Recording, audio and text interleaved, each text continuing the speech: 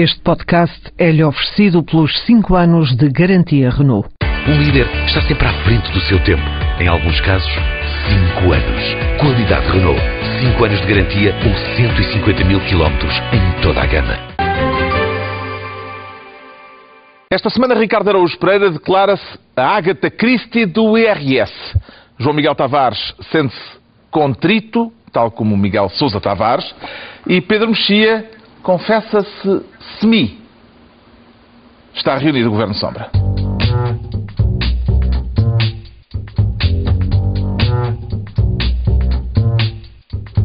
Pois bem, cá estamos. Sejam bem-vindos na semana em que o Governo apresentou o orçamento retificativo e em que o Ministro das Finanças pediu compreensão pelo seu sofrimento enquanto benfiquista. Uma compreensão que a OCDE lhe negou e que não demonstrou ao voltar a apresentar previsões ainda mais negras para a economia portuguesa. Havemos de falar disso mais adiante nesta reunião do Governo Sombra, em que o Pedro Mexia está desta vez nos estúdios do Porto. Como é que está por aí o som da primavera, Pedro Mexia? Está, como é que se diz? Está brutal. Aliás, todo pulseirinha, porque este cartaz era demasiado bom para ficar em Lisboa. Essas pulseirinhas são como aquelas das maternidades. Ou como as pulseiras eletrónicas dos delinquentes, talvez, que nos cheguem para todo o lado. Oh Pedro, nesse festival repleto de jovens, tens capitalizado a enorme popularidade do Governo Sombra em termos de gajas? Sim, há pessoas que me perguntam por si, se isso é essa a pergunta. Não era isso que eu me referia. Aposto que continuas a faturar silenciosamente, como é teu hábito. Olha que o Governo não gosta disso. Que se fature às escondidas. Não, mas o Pedro passa a fatura. Passa possível. Bom, vamos ao trabalho. Não, vamos falar mais um pouco sobre... Não, está bem. Os concertos, os fuminhos. Como é que é de fuminhos? De fuminhos? Ah, sim, há um certo cheiro a lareira, sim. Bom, o Ricardo Araújo Pereira quer ser desta vez Ministro da Investigação. Para investigar exatamente o quê? Para investigar antigos e atuais ministros. Não é isso que está a ser investigado também pela Europa? Exatamente. Alguém, um indivíduo que é europeu. Sim, mas foi a Ana Gomes que fez queixinha. Está bem, fez queixinha, mas eles levaram aquilo a sério. Mas os recortes do jornal. Exato. Traduzidos? Não, nem sequer traduzidos. Pois, se calhar traduzidos. Isso é uma boa pergunta. O Drão Barroso é capaz de ainda conseguir ler. Foi o Durão que esteve a traduzir. Não, este... Basicamente o que aconteceu foi, toda a gente se lembra, não é? Havia aquele caso da Tecnoforma, que era uma empresa em que o Passos Coelho administrava e que o Miguel Relvas, enquanto secretário de Estado, à qual o Miguel Relvas tinha atribuído subsídios, tipo 70%, mais de 70% dos subsídios europeus da região centro para aquela área foram para essa empresa, e depois há ainda uma ONG criada especificamente também para sacar aí uns fundos, e o Primeiro-Ministro atual e o ex-Miguel Relvas... Miguel Relvas, acho que ele continua a ser mais ou menos Miguel Relvas. Já não se chama assim? Não, já chama, mas já quase ninguém lhe chama nada. E o que é que aconteceu? Foi aquele caso havia 10 aeródromos na zona centro, só 3 é que funcionavam, e esta empresa formou mais de 1000 funcionários, aparentemente, para eles, estarem aptos a operar em aeródromos que ou não existem ou estão parados. O que é que aconteceu? Nós cá tivemos aquela reação do costume, que é, isto é um escândalo. Bom, vamos avançar. Não inscrevendo isto como o professor José Gil diz que acontece. Os europeus lá na Europa, eles pensaram de outra maneira. Acho que querem inscrever. Vamos ver se inscrevem. Aqueles burocratas todos, não é? Sim. Este caso pode afetar politicamente o Primeiro-Ministro, João Miguel Tavares? O nosso problema é, se fosse em Portugal, a gente dizia, não. Na Europa nós não sabemos bem como é que as coisas se passam. Se eles investigassem à séria, não tenho grandes dúvidas que poderia afetar, não é? Porque, evidentemente, quando se começa a pesquisar aí no historial dos fundos europeus, muita coisa haveria a descobrir. Mas eu não conheço os procedimentos da Europa, não é? Portanto, é um risco. Pelo menos é suficientemente sério para Pedro Passos Coelho se sentir na obrigação de vir falar e dizer que estava despreocupado. E cada vez que um político aparece e diz que está despreocupado é porque está preocupado. Há uma preocupação implícita. A gente não pode fazer queixas à Europa sobre outras coisas que não tenham a ver com fundos europeus. É que eu tenho meio de, sei lá, várias coisas, corrupções várias. O minuto 92 das isso partidas também, de futebol. Isso também, atenção, isso gostava. Vê algum paralelismo, Pedro Mexia, entre este caso e os casos que envolvem ou que envolveram José Sócrates e Paulo Portas, em termos de problema político que possam representar para cada um deles? Eu espero que não, porque o que aconteceu com José Sócrates e Paulo Portas foi o pior possível, que foi várias suspeitas, no caso do José Sócrates, dezenas de suspeitas, sobre tudo e mais alguma coisa, que nunca deram em nada e que continuarão sempre a persegui-los, porque não há nada pior do que ser acusado de várias malfeitorias e depois nunca nada vai a tribunal, nunca são constituídos arguídos. O Portas, mesmo que morra aos 150 anos, terá os submarinos à perna e, portanto, espero que aquilo que acontece cá não aconteça na Europa. Justamente os submarinos voltaram à baila esta semana com Mário Soares a dizer que Paulo Portas estará mais ou menos refém dos alemães por causa desse caso dos submarinos. Como é que comenta estas declarações de Mário Soares? Eu, antes de comentar, estou à espera de um parecer jurídico, tenho que saber se as declarações ofensivas a Presidentes da República também se aplicam a ex-Presidentes da República. Sem esse parecer eu não posso comentar declarações de Mário Soares. Não te sentes habilitado, tem que comentar. Não. Alguém quer comentar?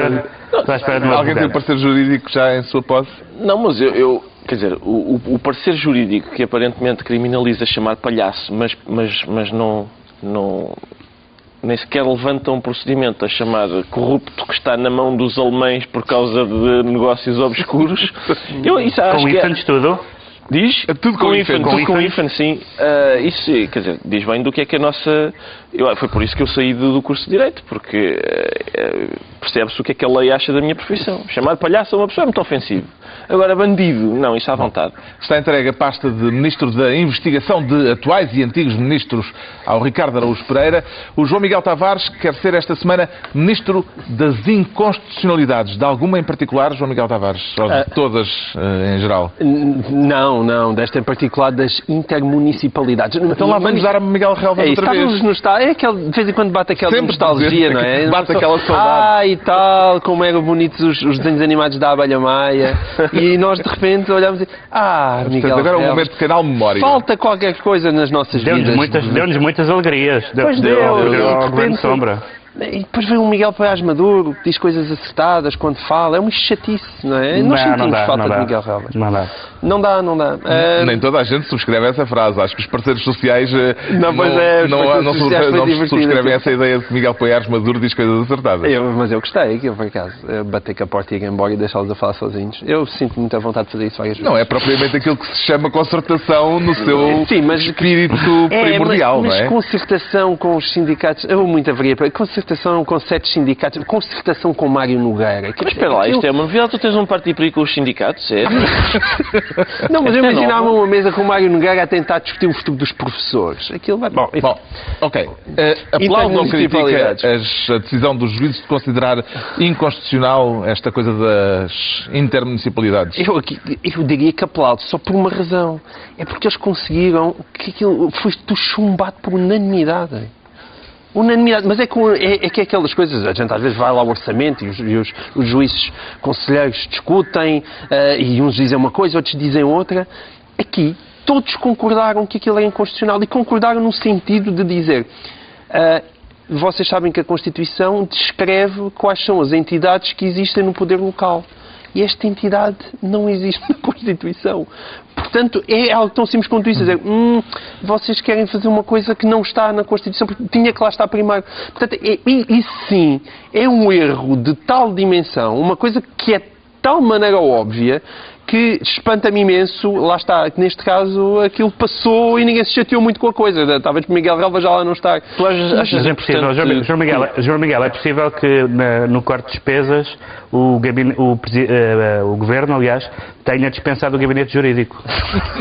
Mas vocês acham importante... tantas inconstitucionalidades, incluindo uma por unanimidade, que claramente há pessoas que estavam ali a fazer um trabalho útil que não estão a fazer. Não está lá ninguém. Mas vocês acham importante conhecer a lei quando se quer legislar? É isso? isso? Só para, Mas só para percebeste a diferença de subtileza? Eu sei que tu queres te colar ao orçamento, não é? Tu e o orçamento... Não, tu e o chumbo do orçamento andam assim. eu- Mas a questão não é essa. É que no caso do chumbo do orçamento, houve pessoas que discordaram disto, outras que discordaram daquilo, como é normal quando há tantos juízes a decidir sobre aquele caso. Neste caso foi por unanimidade, portanto significa que aquilo é um erro crasso de quem fez aquilo que era a reforma emblemática de Miguel Relvas. Claramente Mas o tudo Governo bem. não conhece a Constituição, Sim, Pedro neste Mexia. caso, É parece mais que uma tem derrota dificuldades. política para o Governo, este caso? Bem, mas vamos lá ver. O João Miguel disse a grande obra de Miguel Relvas. Enfim, acho que isso diz tudo da passagem de Miguel Relvas pelo Governo. Tudo o que diz respeito ao poder local, o Miguel Relvas prometeu muito, ou melhor, o Governo prometeu muito e não conseguiu grande coisa e agora, pelos vistos, não conseguiu nada. Agora estou-me a ouvir a mim próprio, o que é altamente irritante. Não te costumas, não Nós costumo. passamos, é? Quem costuma ter esse problema é o Ricardo Araújo Pereira. Pô. Ele é que não se ouve a si próprio. Tu até costumas... Bom, desculpa. Não, mas o Miguel Relvas, quando se foi embora do Governo, quando ele fez a lista dos seus feitos, a maioria dos feitos diziam respeito a ter conseguido eleger Presidente do PSD e Primeiro-Ministro Pedro Passos Coelho e só secundariamente ter feito umas coisas no Governo. E, pelos vistos, uma das medidas suaves e emblemáticas foi esta, portanto, parabéns. Entretanto, Paulo Portas defendeu no Parlamento esta semana o modelo de Estado Social, o modelo social europeu, que está consagrado na Constituição. Pode dizer-se aqui mais uma fissura na coligação, Ricardo Araújo Pereira? Eu acho que não é uma, acho que são duas. Porque não só ele defende um modelo social, de Estado Social, coisa que o Governo repudia, como aquilo que está na Constituição, coisa que o Governo desconhece. E, portanto, acho que são duas fissuras, e das graves. Portanto, vamos estar atentos. Vamos continuar a acompanhar Pode ser que isto prejudique um bocadinho a estabilidade que se vive no Governo. Já sabemos o que leva o João Miguel Tavares a querer ser Ministro das Inconstitucionalidades. Agora é a vez do Pedro Mexia ficar com o cargo de Ministro dos Drones. Já tem os seus alvos selecionados, Pedro Mexia? Tu dizes drones. Pronto, então drones. Drones. Os drones. Ministro dos drones. Epá, drones parece que vai cair, não é? Drones parece que vai cair antes de atingir o alvo. Diz lá drones. Drones. Ok, Ministro dos drones. É ridículo, parece que com a coisa na boca. Os alvos. Ministro dos drones. Não, se eu tenho alvos? Sim. Foi a pergunta? É. 3 ou 4, mas não vamos falar nisso. Era interessante saber para onde esse aparelho não tripulado. Não, infelizmente eu não tenho acesso a essa maquinaria, mas há uma pessoa que tem acesso e a usa, já usou mais de 300 vezes, que é aquele senhor que é Prémio Nobel da Paz. É o Prémio Nobel da Paz que supostamente ia acabar com a guerra, mas não acabou com a guerra. Ele mudou, foi dos fuzileiros para o joystick. Foi basicamente o que Obama fez. Ele diz que esta forma de matar é mais seletiva. E de facto, é mais seletiva porque os alvos são mais escolhidos, o que não quer dizer que não morram outras pessoas que não são alvos, que são famílias do alvo, ou é por engano. Mas esta questão dos drones, que Obama tem defendido como sendo a forma mais eficaz de combater o terrorismo, e desta semana mataram um talibã importante no Paquistão.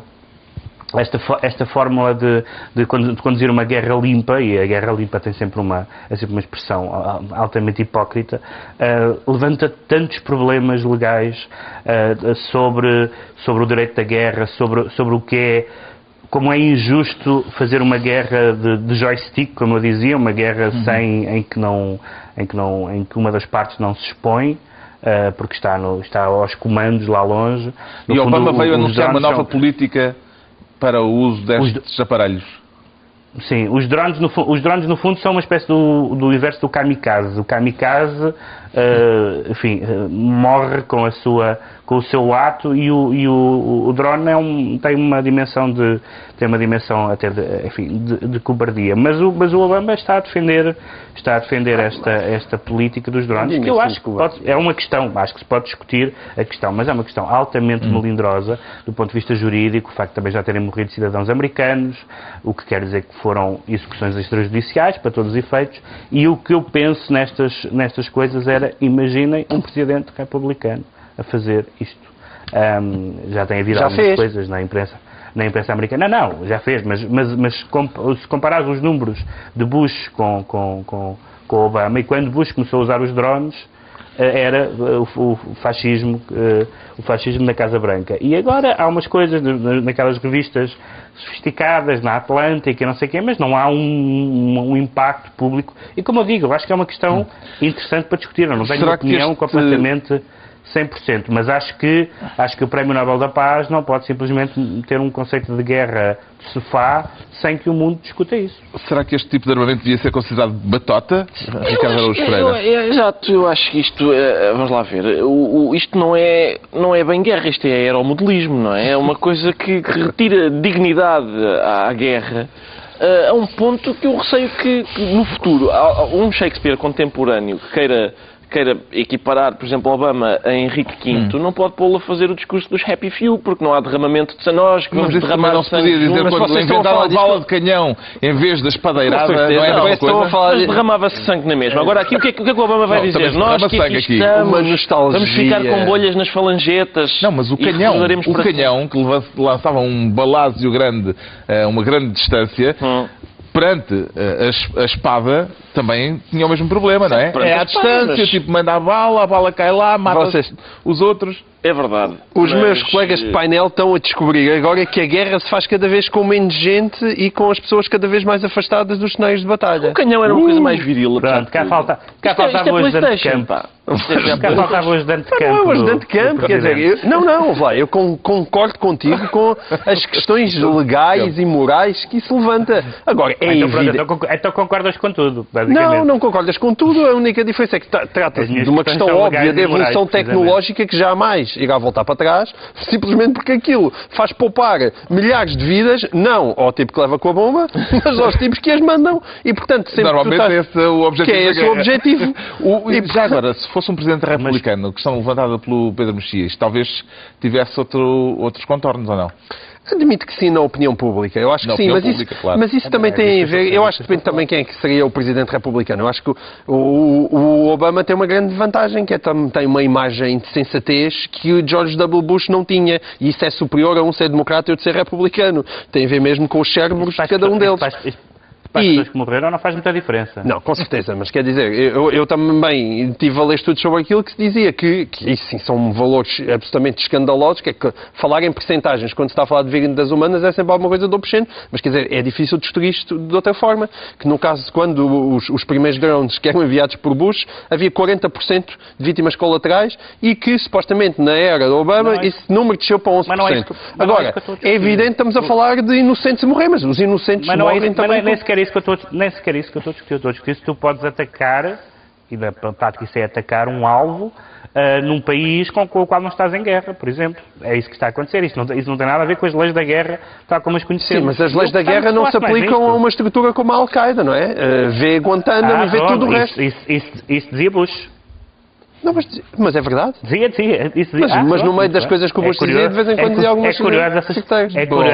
Está muito belicista esta conversa. Temos então esta semana um ministro dos drones, ou dos drones, o Pedro Mexia. Daqui a pouco as más notícias que tornaram mais difícil a semana do benfiquista Vítor Gaspar.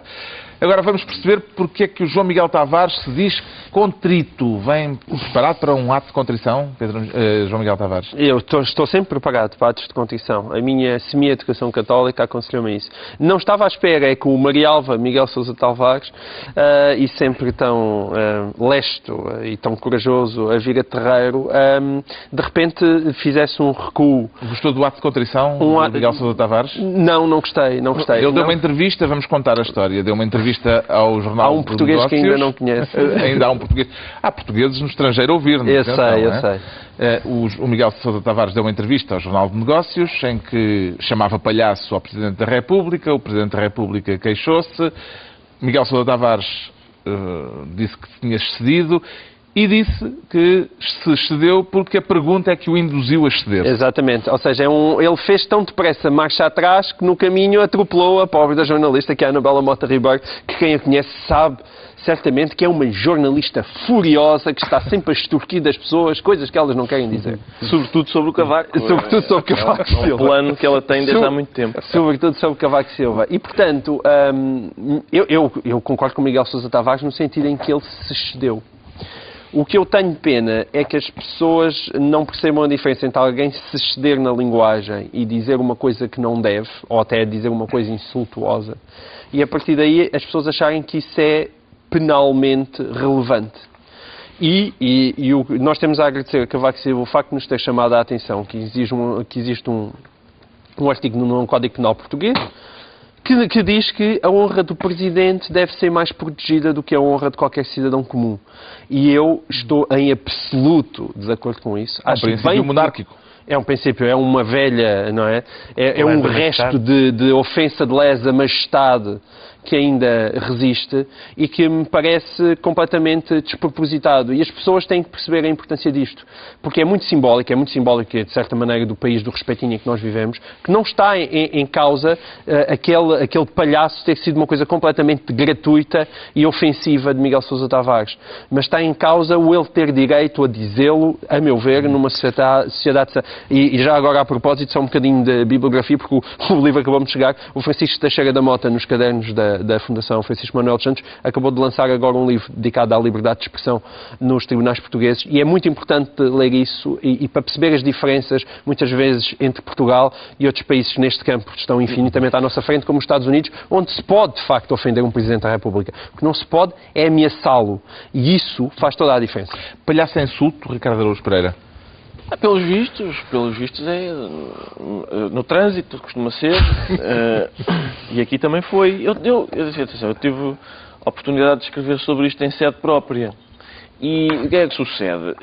Há várias coisas que eu acho curiosas. A primeira é, e isso não fui eu que descobri, foi o professor Osvaldo Manuel Silvestre, quer dizer, também não tem especial mérito porque está à vista de toda a gente. O professor Osvaldo Manuel Silvestre, quando Doris Graça Dias escreveu uma crítica sobre um livro de Miguel Sousa Tavares e foi impedida de a publicar Miguel Sousa Tavares no público, e foi impedida de a publicar no público, Miguel Sousa Tavares disse que ela queria promover-se à sua custa. E o professor Osvaldo Manuel Silvestre escreveu na altura... Foi no Expresso. Reparem, foi no Expresso, sim. E o professor Osvaldo Manuel Silvestre escreveu na altura, reparem que sempre que alguém critica Miguel Sousa Tavares, ele acusa o crítico de se querer promover à sua custa. E de facto é assim. Antes e depois disso, sempre que alguém ousa criticar Miguel Sousa Tavares, ele diz: este tipo quer promover-se à minha custa. Desta vez, Miguel Sousa Tavares criticou Miguel Sousa Tavares, porque ele veio dizer: ok, excedi-me.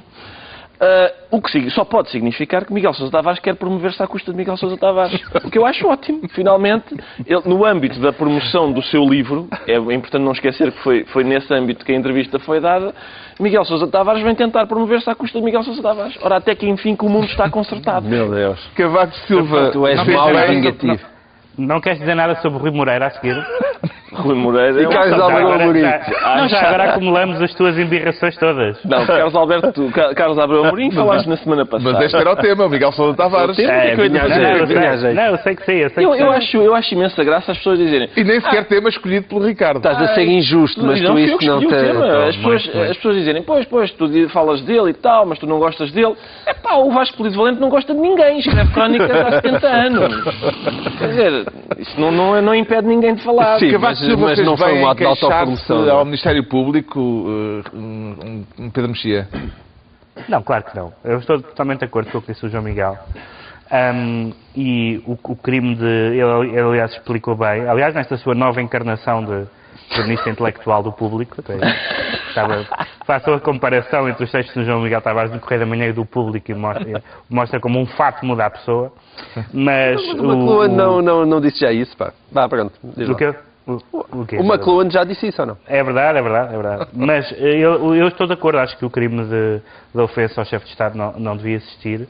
O que não quer dizer que acho bem que se ofenda o chefe de Estado. Há uma diferença grande entre aquilo que eu acho bem e aquilo que acho que as pessoas têm direito a fazer e, sobretudo, chamar a atenção para isto. No momento em que a popularidade do dito chefe de Estado não está num momento forte, não me parece nada produtivo, mas vale a pena lembrar que o Daniel Oliveira foi condenado por chamar palhaço Alberto João Jardim. Não mas é isso, também, eu acho que essa condenação foi por denotação excessiva, não é? Acho que foi por... não vale a pena estar... Não era. Sim, por ser demasiado denotativo. Agora, eu também acho que qualquer pessoa devia poder dizer o que pensa sobre o Presidente da República e dizê-lo nos termos em que acha que deve... Sim, tanto... nos termos de um carroceiro qualquer, por exemplo, este Presidente é mesmo um palhaço, como nos termos com a sofisticação e a criatividade de um escritor, como, por exemplo, este Presidente é mesmo um palhaço. Está esclarecida a contrição do João Miguel Tavares. Vamos manter-nos por Belém, porque o Pedro Mexia declara-se semi, nem carne nem peixe, é isso, Pedro Mexia? Estou semi. Todos os homens estão semi de vez em quando. Enfim, isso é a nossa nem palhaço nem trapezista. Fala por ti, pá. É a nossa habitual referência peniana neste programa. Bom, mas... Quer falar do semi-presidencialismo? Quero. Ao contrário do que parecia, quero. Porque, basicamente, tem-se falado muito precisamente da atuação de Cavaco, do que é que se espera dele, e o que é que ele podia fazer, ou o que é que ele não podia fazer, ou o que é que ele devia fazer ou não devia fazer. E, enfim, eu sou insuspeito, não votei em Cavaco nenhuma das vezes, e, portanto, não sou um defensor do Presidente da República, não acho que ele tenha propriamente sido um Presidente da República, ou esteja a ser um Presidente da República memorável. Mas a verdade é que o defeito não é só dele.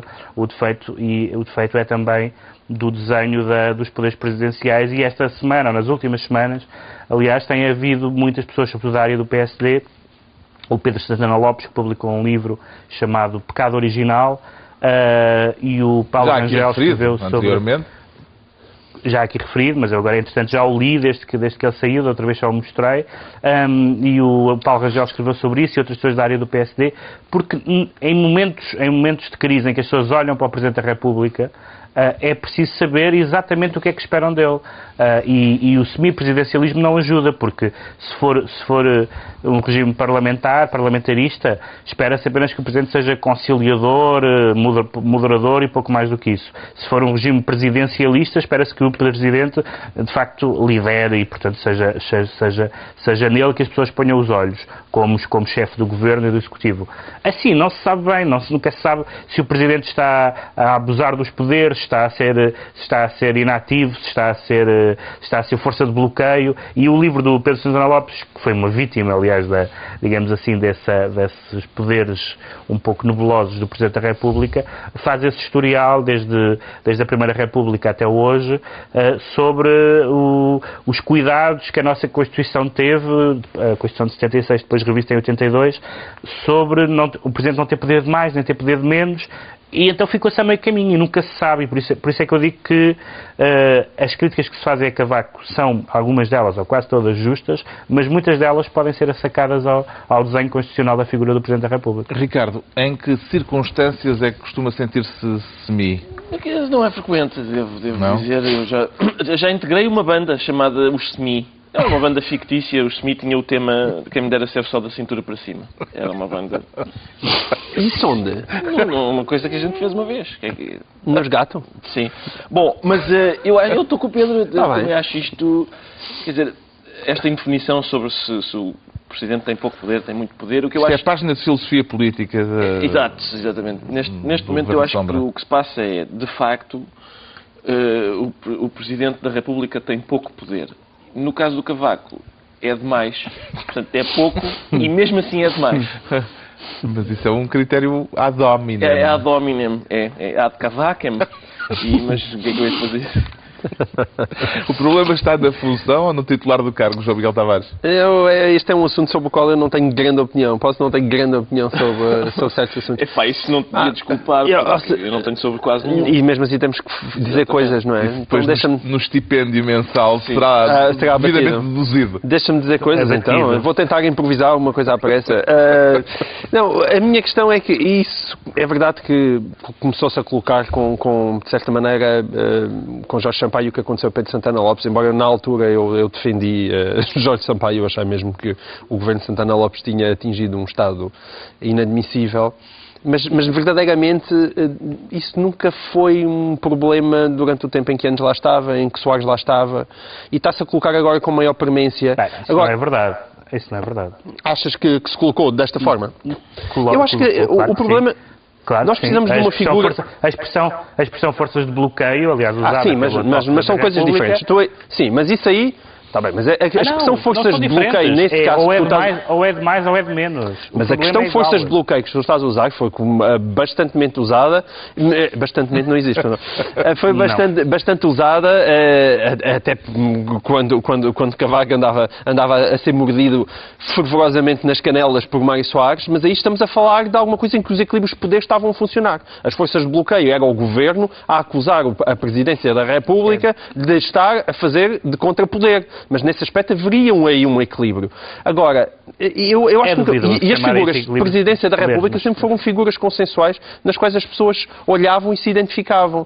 E pela primeira vez isso não está a acontecer, muito por culpa de Cavaco Silva. Eu acho que parte também por culpa do estado em que nós estamos. Mas eu sou um adepto de que se olhe para a Constituição e se reveja aquilo de cima a baixo. E provavelmente o regime também atingiu os seus limites. Não sei se a questão presidencial é a mais grave de todas, ou outras como a falta de representação dos deputados em relação aos seus eleitores e tudo isso. Não digo que seja a mais grave de todas. O que eu estou a dizer é que há muitas críticas feitas a Cavaco que não passarão com um outro presidente. Ou seja, há muitos problemas que continuarão mesmo quando o presidente for de outra cor política. Também é importante não esquecer Vais dizer coisas mais? Que por muitas limitações que o sistema semipresidencialista tenha, o Presidente tem sempre a hipótese de ser criativo no seu poder, por exemplo, inventar um escândalo de escutas, coisas que às vezes... Mas foi isso que o minou, não é? Sim, não estão consagradas. Isso não está consagrado na Constituição. Não, é verdade. Cafés na Avenida de Roma não está na Constituição. O Presidente tem alguns poderes, mas que é um bocado injusto atribuí-los a Cavaco Silva, por exemplo. O poder da palavra. É um pouco injusto atribuí-lo a Cavaco Silva. Ficou explicado porque é que o Pedro Mexia se declara semi. Agora, vamos investigar porque é que o Ricardo Araújo Pereira se diz Agatha Christie do IRS. Na versão Poirot ou na versão Miss Marple? Tanto faz, se calhar a velha. É melhor a velha, que é para por causa até dos reformados e tal, pode ser que estejam metidos ao barulho também. Porque o que se passa é que há aqui um misteriosíssimo... Há cadáver desta história? É possível. Bem, é possível que venha a haver. Se o governo continuar a governar assim, vai haver, e vários. Mas o que é que sucede? Parece que há aí um... É o anexo SS. Exato. Para falar do anexo é maravilhoso. Logo o nome é logo uma ressonância arrepiante. Lembra qualquer coisa. Vamos esperar que não seja tão maligno, mas é o anexo SS que é preciso as pessoas preencherem, e se calhar com aquelas letrinhas em que o S é assim, uma espécie gótico. Gótico.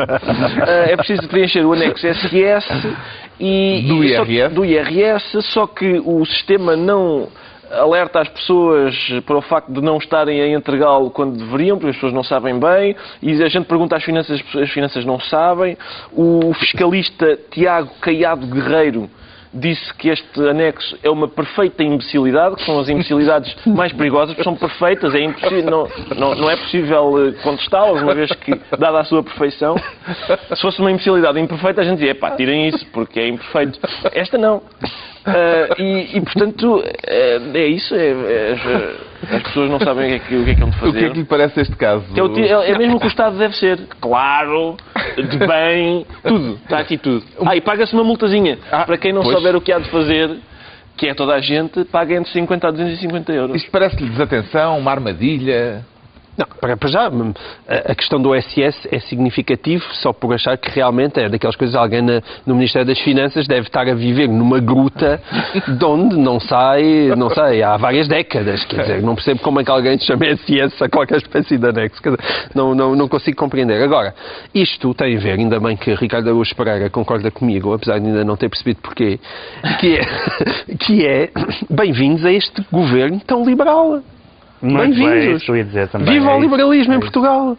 Ainda bem que Ricardo Araújo Pereira está a conseguir compreender que a máquina burocrática, nomeadamente na questão dos Ministérios das Finanças, está a atingir níveis nunca vistos. E é por isso que quando alguma direita liberal anda para aqui a dizer que nós estamos num centralismo de governação como nunca visto, provavelmente na história da nossa democracia, portanto, quando depois vêm acusar este governo neoliberal, eu começaria aqui a rebolar já neste maravilhoso tapete se as câmaras me conseguissem apanhar. Mas quer dizer, isto eu não acredito que isto seja uma grande vitória para ti. Vejam que eles... Não, é só para perceberes que não há liberalismo nenhum. Há bem pelo contrário, como toda a gente anda desesperada pelo dinheiro, as finanças estão a chegar a um nível só... extorquir. Com certeza, a única diferença em relação ao Al Capone é que ainda não estão a utilizar metralhadoras. O que tem a dizer sobre isto, Pedro Mexia? Eu vou ficar à espera do modelo Auschwitz e depois voltamos a falar. Pedro Mexia. Estou totalmente de acordo com o que o João Miguel disse, porque de facto quem tem alguma... Eu já tive algumas experiências e conheço também casos de pessoas que tiveram alguns problemas com o fisco, problemas de diversa natureza. O meu felizmente resolveu-se, mas quer dizer, a ideia, toda a noção de... Não, por acaso não, consegui então tens que me contar como é que consegui que me desse razão ao fim de um processo bastante kafkiano. Bom, mas todo o comportamento de abuso de poder, de prepotência, de inversão do ónus da prova, de arrogância até pessoal em alguns casos, mostra como o Ministério das Finanças e os impostos em particular são uma área onde o liberalismo não chegou nem perto, nem do outro lado do rio. Portanto, se há matéria onde nós estamos menos liberais do que alguma vez estivemos, pelo menos em democracia, é na área dos impostos e na área fiscal. Já nos direitos dos trabalhadores e tal, nos direitos dos trabalhadores, acho que sim. Estou a falar desta área, Ricardo. Tá bem. Desta área estamos completamente longe de qualquer espécie de liberalismo. É ridículo que não se leve isso em linha de consideração. Temos, portanto, uma Agatha Christie dentro do Ricardo Araújo Pereira, uma Miss Marple, por causa do fisco, na semana em que o Governo apresentou no Parlamento o orçamento retificativo. Vamos falar disso para a semana, vai ser discutido para a semana. E na semana em que Vítor Gaspar, perante os problemas económicos de que o país parece incapaz de escapar, surgiu a pedir paciência aos portugueses com um argumento novo. O meu plano para o começo desta breve alocução era pedir a vossa simpatia pelas difíceis semanas que tenho vivido como adepto do Benfica. Esta questão de perder sucessivamente por 2-1, em alguns casos depois do tempo regulamentar, é de facto uma provação que merece toda a simpatia. É o que se pode chamar o argumento encarnado.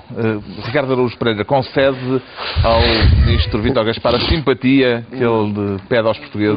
Não concedo. Não concedo. Ele que mostra o cartão de sócio primeiro. Para já isso, que é para eu lhe apreender e expulsar. E segundo, quer dizer, eu admito uma desculpa. Desculpa, pisei-te. Estou lixado com isto do Benfica. Agora, destruiu o país. Peço desculpa. Não serve. Arranja outra. Esta não pode ser esta. Além de que não há paralelo a fazer. Ele está a perder 70-0 dentro do tempo regulamentar. Essa é a diferença. Poderíamos dizer que este argumento de Vítor Gaspar está em linha com o de António Mexia, quando disse que se o Porto ganhasse ao Benfica, o PIB desceria. Não exatamente, porque eu sou o Benfica a ganhar, eu acho que é tudo, é medicinal, é excelente, é bom para a economia, para mim é uma maravilha. E tenho pena que isso não esteja assinalado nos manuais económicos, até do Sr. Roscoff e tal, desses estudos que fizeram. Agora, isto é outra coisa. Ele que eu sei o que é que ele quer. O que é que ele quer? É que a gente simpatize com ele, porque ele é do Benfica e tal, e estamos todos aqui, e coitado, caralho, perdemos tudo, não é? Não, amigo, não vais ter essa... Não há indulgência. Não há. Esta semana a OCDE voltou a rever para pior os números e as perspectivas da economia portuguesa. Pedro Mexia, será que Vítor Gaspar tem capital político ainda? Algum capital político? Ou já está a viver acima das suas possibilidades políticas? Ele já estava bastante descapitalizado, não é? Tanto ele como o país, até porque realmente, como o Ricardo disse, as derrotas não foram nos descontos, não é?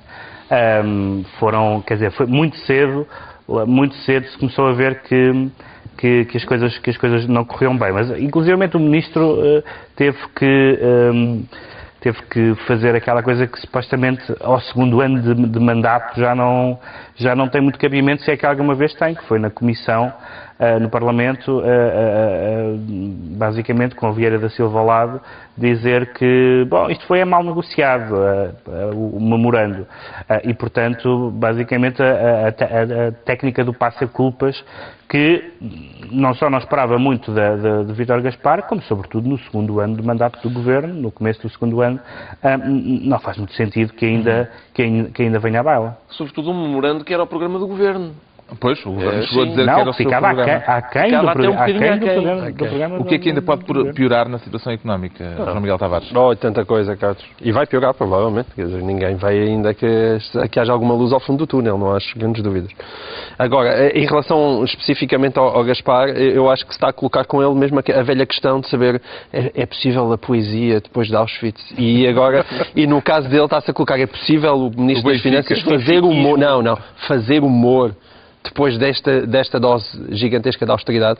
E aqui a resposta é não. Quer dizer, ele não pode fazer piadas. Deixou de poder fazer piadas, não pode fazer concorrência. Não, com o Benfica ou qualquer outra. Porque qualquer sorriso hoje em dia que apareça na cara de Vítor Gaspar, as pessoas vão apontar-lhe o dedo e dizer tanto sofrimento nas ruas e você a fazer humor. É impossível. Não é só fazer humor, é que a piada está construída para nós começarmos a pensarmos no princípio que ele se vai referir ao estado em que o país está. Uma grande provação, e nós dizemos que realmente estamos a passar uma grande provação e depois ele fala de futebol. Desculpa, Ricardo, mas é só futebol. Há limites para a comédia, Pedro, e o Benfica deve estar fora disso. Muito bem, decretos. O João Miguel Tavares decreta um exame de consciência nacional. Ou um exame nacional de consciência. Eu vou falar pela segunda vez da Fundação Francisco Manuel dos Santos, não sei. Tens uma avença? Parece que tenho, não é? Não, não tenho. Parece que tenho, mas a Fundação, que está a usar muito bem parte dos lucros do Pingo Doce, lançou agora vai lançar um estudo que já foi divulgado pelo Diário Notícias sobre os 25 anos de presença de Portugal na União Europeia e pelas contas que lá apresentam, estamos a falar chegou Portugal 9 milhões de euros por dia. Nós já sabemos estes valores que eram enormes, mas é bom que as pessoas reflitam e tenham consciência disso, até porque não é difícil adivinhar no meio destes 9 milhões quem é o contribuinte líquido em maior porcentagem, qual é o país, não é? É um dos países favoritos de Ricardo Araújo Pereira. E é bom nós termos consciência disso para também nos conseguirmos pôr na pele das outras pessoas, nomeadamente na pele dos alemães, que quando veem estes números, pensam, olha, mas com esta chuva de dinheiro, o que é que vocês fizeram pelo vosso país? O Ricardo Araújo Pereira decreta gluten free. Gluten free, liberdade para esse país do Sudeste.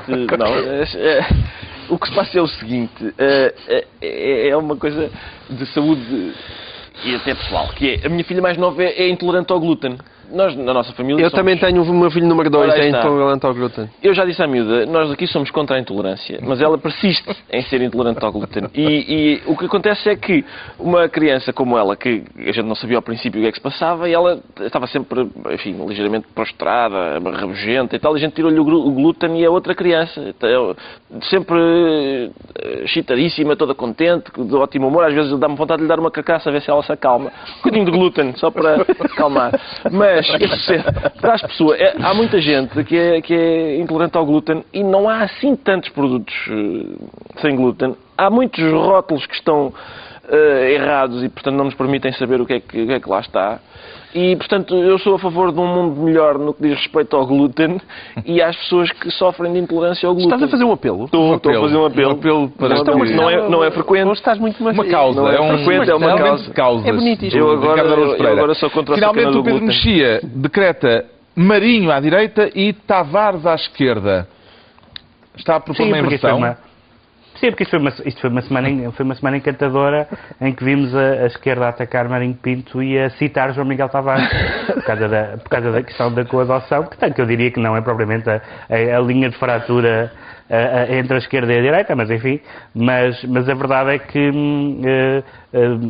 são duas bêtes noires habituais da esquerda e da direita, respectivamente, e esta semana trocaram de posição e a mim deu-me algum gozo, porque depois do João Miguel me acusar várias vezes de estar a virar à esquerda, ele agora ultrapassou-me em grande velocidade e, portanto, queria deixar uma saudação. Está tudo invertido. Uma saudação. Está concluída mais uma reunião da semana. 2 a 8 dias, à mesma hora, novo Governo Sombra, Pedro Mexia, João Miguel Tavares e Ricardo Araújo Pereira.